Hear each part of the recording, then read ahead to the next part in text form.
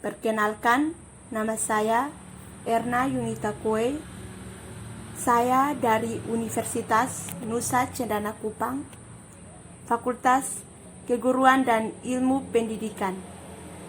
Program studi Pendidikan Guru, Pendidikan Anak Usia Dini. Di sini, saya menjelaskan tentang gangguan perkembangan yang terjadi pada anak usia 0 sampai 6 tahun. Gangguan yang terjadi pada anak 0 sampai 6 tahun. Yang pertama, gangguan perkembangan motorik kasar. Gerakan motorik adalah istilah untuk menggambarkan perilaku gerakan yang dilakukan oleh tubuh manusia. Gerakan ini dibagi menjadi dua, yakni motorik kasar dan motorik halus.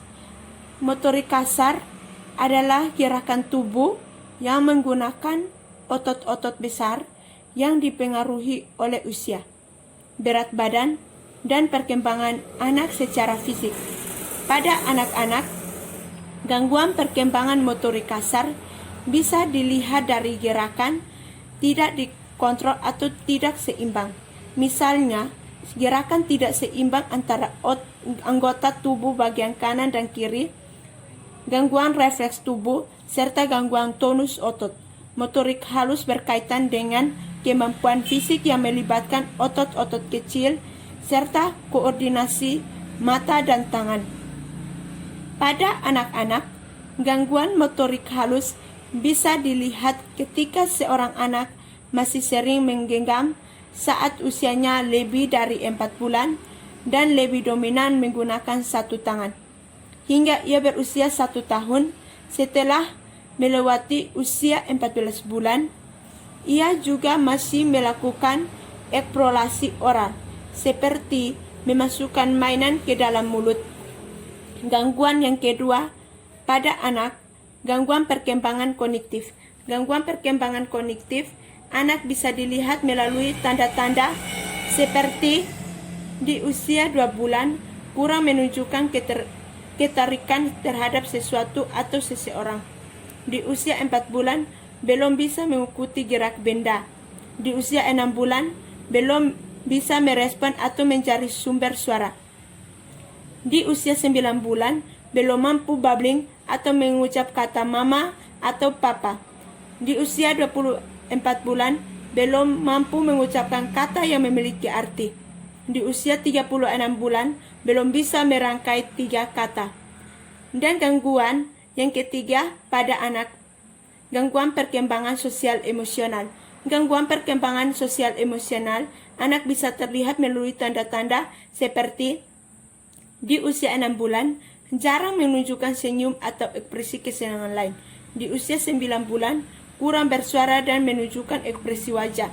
Di usia 12 bulan sering tidak merespon panggilan namanya. Di usia 15 bulan belum mengeluarkan kata. Di usia 24 bulan belum bisa mengeluarkan gabungan 2 kata yang berarti. Di segala usia tidak memiliki kemampuan bersosialisasi atau berinteraksi.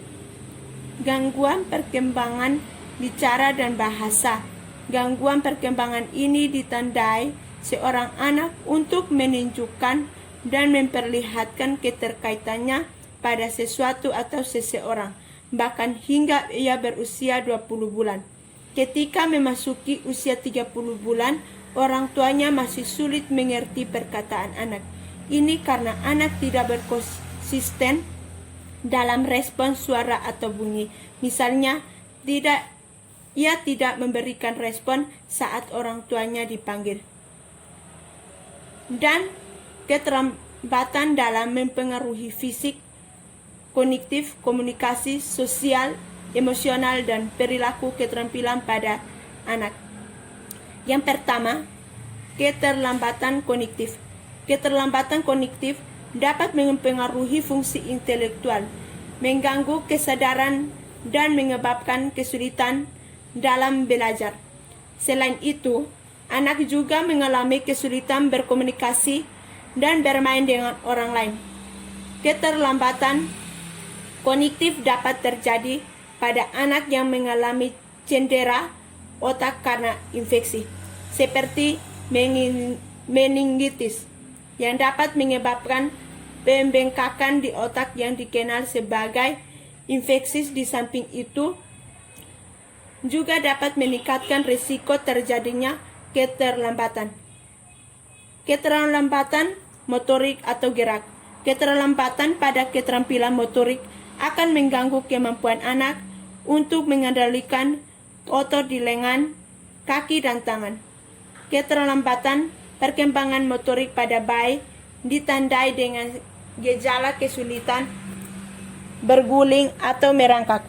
Sementara anak yang lebih besar akan sulit melakukan pekerjaan dasar seperti memegang benda-benda kecil atau mengikat gigi. Keterlambatan motorik pada anak dapat disebabkan oleh achondroplasia, kondisi genetik yang menyebabkan anggota gerak lebih pendek sehingga mempengaruhi otot, seperti cerebral palsy atau distrofi otot. Keterlambatan sosial, emosional, dan perilaku. Keterlambatan sosial, emosional, dan perilaku disebabkan oleh perbedaan otak dan memproses informasi atau bereaksi terhadap lingkungan sekitarnya. Akibatnya, kemampuan anak untuk belajar, berkomunikasi, dan berinteraksi dengan orang lain akan terganggu. Keterlambatan berbicara. Seringkali anak dengan keterlambatan perkembangan akan mengalami keterlambatan bicara secara reseptif dan ekspresif. Gangguan berbahasa reseptif merupakan kondisi di mana seorang mengalami kesulitan untuk memahami kata-kata yang diucapkan orang lain. Anak menjadi sulit dalam mengidentifikasi warna bagian tubuh atau bentuk-bentuk. Sementara itu, anak lainnya juga mengalami gangguan bahasa ekspresif yang ditandai dengan kurangnya kosakata dan kalimat rumit yang dimiliki untuk seusianya. Anak menjadi lebih lambat dan dalam berbicara, membuat kalimat.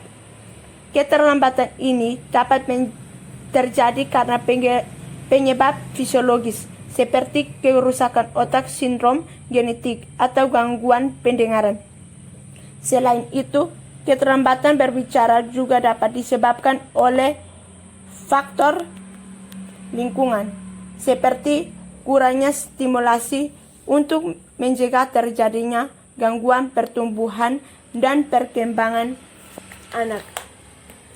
Dan materi ini berkaitan dengan Piaget.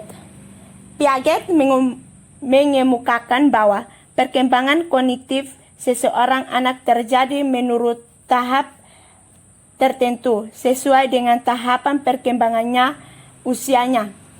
Sebagai seorang yang tertarik pada biologi, Piaget percaya bahwa ada faktor kematangan yang berpengaruh dalam perkembangan seorang anak.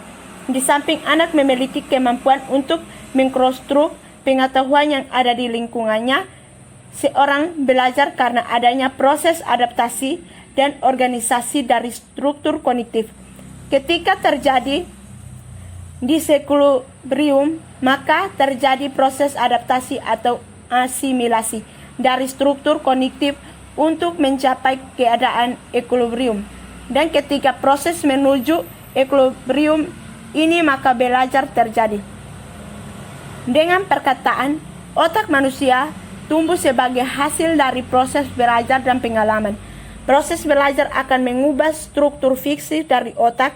Jika seorang anak berhasil mempelajari suatu keterampilan atau konsep baru, maka terbentuklah suatu hubungan baru pada saraf, atau disebut sinap. Otak terdiri dari dua belahan hemisfer, yaitu belahan otak kiri dan belahan otak kanan. Agar otak anak berkembang secara optimal, anak harus diberikan kesempatan untuk mengalami hal-hal baru. Contoh kegiatan yang mengembangkan kedua belahan otak adalah mendengarkan musik, gambar-gambar yang bergerak dan berwarna. Demikian materi saya bisa bermanfaat untuk kita semua. Terima kasih.